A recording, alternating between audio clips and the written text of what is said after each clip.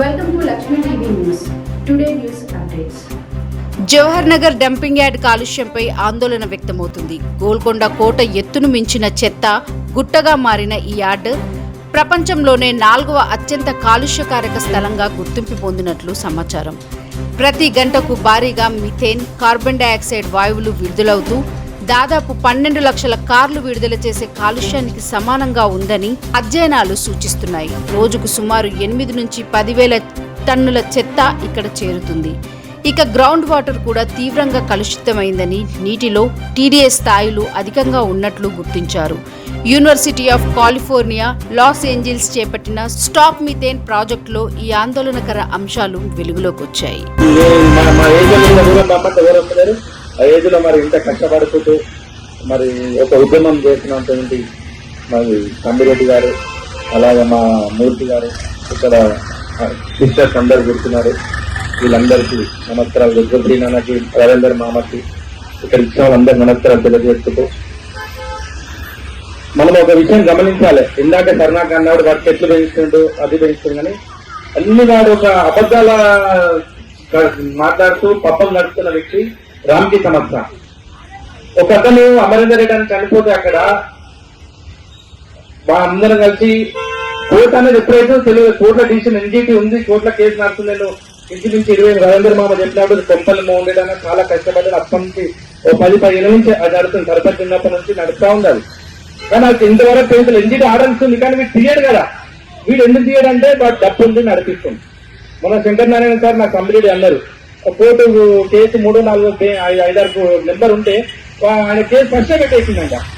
అంటే మనం అంత మానిపులేటింగ్ చేస్తూ జంతిలో ఉంటూ డబ్బులు పెట్టి ఉంటూ మరి మనం ఆయనకి ఎక్కువ చెప్తూ వాడదామా. అమరేందర్ రెడ్డి చనిపోతే వ్యక్తి చనిపోతే ఒక 200 మంది వెళ్ళి ఆ దండయాత్ర చేస్తే వాడు పెద్దగా దిగొచ్చాడు. మనం ఎందుకు చేయలేకపోతున్నాం? మరి దండయాత్ర చేసేవాడు దిగి రాకపోతే అడగండి నన్ను.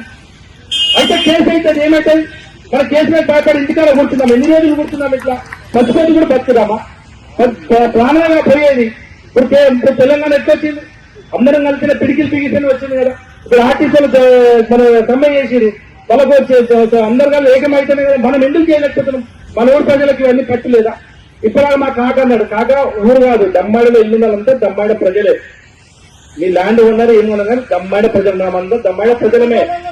లేదు 100 గజాలు కానీ 10 గజాలు కానీ దమ్మాడ ప్రజలమే అంతా. ఇక పుడుతున్నప్పుడు ఈయన బతకాలి, ఈయన కావాలి. నువ్వు చచ్చిపోతే ఇటుకే తీసుకోవాలి, నేను చచ్చిపోతే ఆడికే తీసుకోవాలి. అందరూ దమ్మాడ ప్రజలు. అట్లాంటి తారతమ్యాలు ఉండొద్దు. అందరూ దమ్మాడ ప్రజలం. మనం కొట్లాడేదంతా కూడా డంపింగ్ యార్డ్.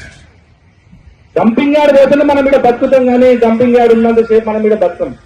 మీరు ఒక్కసారి అందరూ గమనించాలి. ప్రజలైతే ఇప్పుడు ఆటో పెడతామంటారు, ఆటో పెట్టినా రారు. రోజు వాట్సాప్లు చూస్తలేరా? వాట్సాప్లు చూస్తారు. కరెంట్ వస్తలేదు సార్ అంటారు.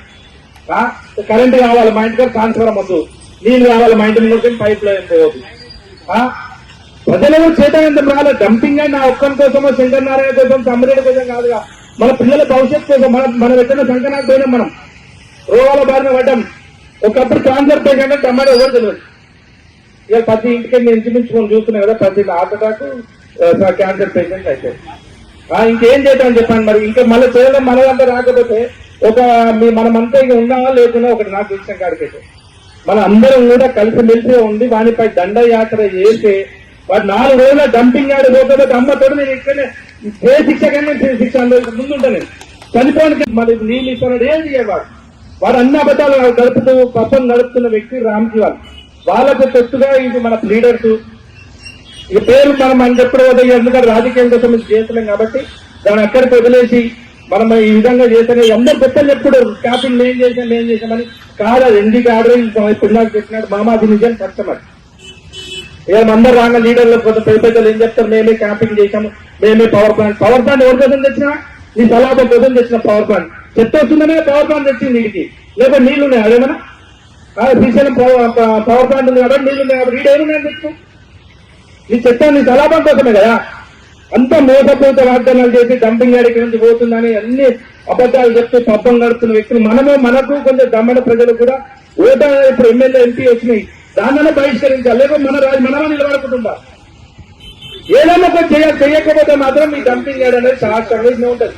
మనకు గిప్పించిపోయిన ఒక దొర, ఆ దొర ఏంటో ఆయనకు అదే ఖరాబ్ అయింది. అందుకని ఆ దొర గిఫ్ట్ ఇచ్చిపోయాడు, ఏదో ఒక ఎకరం ఇట్లా ఉండే ఇట్లా పక్క చేసుకుంటాడు, 100 ఎకరాలు చేసిపోయాడు ఆ దొర.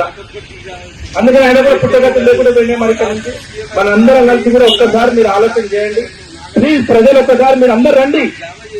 ఆ గేటు ముంగడ వాడిని లోపల చుట్టుకోవాలి, గేటు ముంగడ కాదు, లోపల వాడు ఏమున్నా అన్ని విధ్వంసం చేద్దాం అక్కడ, లేకపోతే లారీలన్నా విధ్వంసం చేద్దాం. ఆ ఎన్జీటీ కోర్టులు పట్టుకుంటే కోర్టులో వాడు మైనస్ చేస్తే మ్యాన్స్లాట్ చేస్తే మరి ఇవి ఎందుకు చేయవాడు?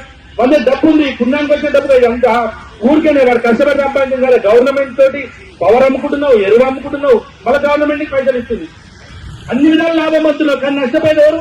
మన బ్రహ్మాండ ప్రజలు. లేకపోతే మన ఊరైనా కొనుక్కోరా బాబు, మేము వెళ్ళిపోతాం, మాకు ఒక ఇల్లు మరి లేకపోతే నువ్వన్నా నువ్వు ఏదో గచ్చిపోలు ఉంటున్నావా, మాకు కూడా అక్కడ దొరకపో.